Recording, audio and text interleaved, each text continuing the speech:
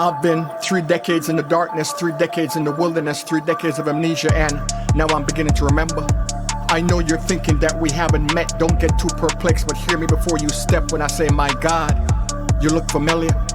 I am beginning to remember that we're born of light, created to shine long before infinity could tell time, and we cannot be denied. So now I'm beginning to shed this programming. I am beginning to realize that these people that I hate, I don't really know them, but it's a patriotic thing to do. So now I'm beginning to move away from manipulation towards self-actualization, towards wisdom and inner peace, and the turbulence sees like an absence of the breeze, and I am beginning to light this energy. I am beginning to realize that there's no separation between God and me. So I'm beginning to be like the tree. For no tree has branches so foolish as to fight among themselves, and we're all branches of the same tree called humanity, and I need you to remember. Now I'm beginning to straighten my back, raise up off my knees. My connection to sun, moon, and star get decreed like I was Cherokee. Recognizing his oneness, the spirit outside his teepee, and for the first time in my life, I am free. How could I have been so shallow as to wage war against my shadow? Born of the same spirit, just different faces, but now I'm beginning to remember that the fight is not against flesh and blood, but spiritual wickedness in high and low places. I am beginning to remember that my free will cannot be bought. I'm a member of the ground crew sent to stop the onslaught. So no longer shall I major in victimology, opposed to opportunity. Not when we were born with the winning credentials, a spirit that's celestial. So today I'm like a team of army rangers, and even though we're so-called strangers, not one soul get left behind. So the question is, can these bones live? And without a shadow of a doubt, I assure you that the answer is affirmative. Oh, ye of little faith, you were born to win, destined to be great. What comfort do you find in these aches and pain? Why do you endorse the crying game? Why do you deny that you're a reflection of the Most High? And why do you allow yourself to be manipulated into shame? Come on, think. It is important that you remember. For everything in our lives, we're responsible. So my dear friend, is it possible that the reason we're dissatisfied with our condition, impatient with our solutions, is because we've been asking the wrong questions? Those who dance are considered insane by those who can't hear the music, and volunteer victims soon grow sick of a life that's all too basic. We're light, vibrating consciousness. So why do we choose to cooperate with this wickedness? Why live our lives trying to please human beings who know nothing about being human?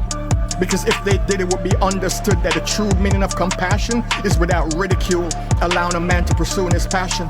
Without tyranny, affording a woman the opportunity to manifest her destiny.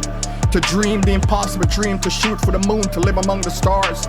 Within the question lies the answer to all the concerns of your heart. And it is critically important that you find peace long before your decease. So forgive my intrusion, this mental fender bender, but now more than ever I need you to remember. They have rolled the dice and now your life is at stake. Whether you ride or die depend on your ability to stay awake, aka your emotional maturity. But without the questions, ladies and gentlemen, there can be no clarity. I'm talking about a commitment to total responsibility. A lack thereof places your life in jeopardy. But unlike Alex Trebek, today I am giving you the questions.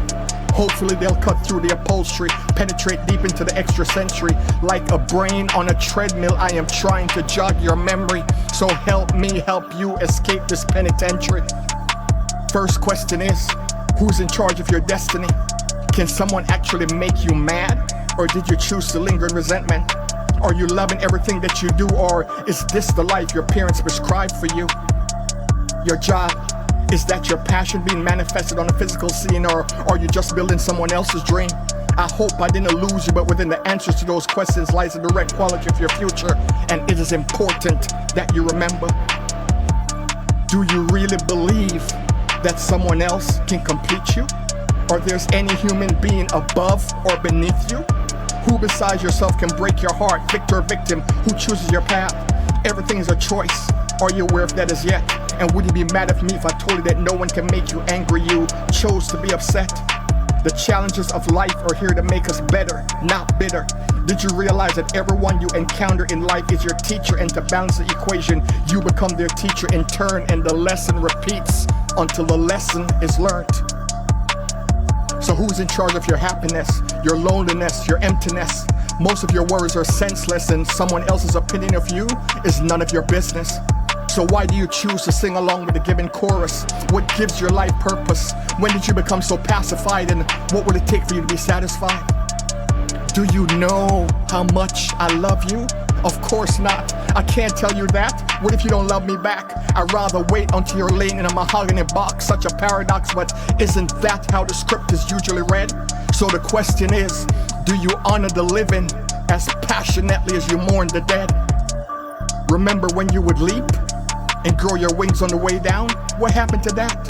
Remember when you used to live in the moment? Of course not. You were only 2 then, and since then you were trained to repress who you are, your sense of adventure. But this poem wouldn't be so long if it wasn't important that you remember. When was the last time you did something for the first time? Better yet, how much quiet time do you set aside to deprogram your mind? Remove the blindfold and behold, you're so much more than you've been told. You're like an emperor who chooses a panhandle like the sun, believing it were a mere candle. You were born blessed, never cursed, yet you behave like the ocean dying of thirst. But I can feel your spirit now. You're tired. You want to put an end to all this illusion, delusion, confusion. You just want the chaos to cease. You want peace. So now you can no longer ignore that voice in your core that's telling you that this life, it just has to be about something more. And just like you, I don't want no enemies. I want to sit in the presence of a loving family, one called humanity, dipped in spirituality, where there's sense and sensibility, but they're feeding us complexities, stereotypes, and warlike theories. And we're oblivious to the fact that mentally we're chained in slavery. How could we be so blind? This is a question that frustrates me. But I guarantee you this, if today we should refrain from spiritual suicide, starve the ego until it's deceased, then tonight the genocide would cease. Because just like it requires billions of pebbles for a mountain to be constructed with ease, so is world peace constructed by billions of souls with inner peace. Now do you understand why it's important that you remember?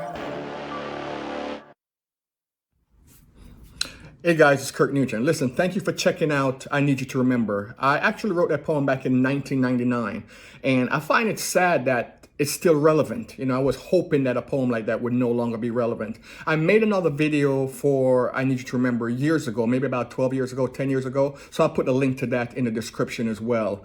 The video and the poem, poems take me a while to write, and the videos take several hours, sometimes 13 hours to put together. So just take a minute if the video resonates with you and like, subscribe, and leave a comment. Those help the algorithms, and that helps to get more traffic and more people to see it, because what we're looking to do right now is just shake up the planet. Have people, as my boy Tahad9 say, have you thinking about things you weren't even thinking about thinking.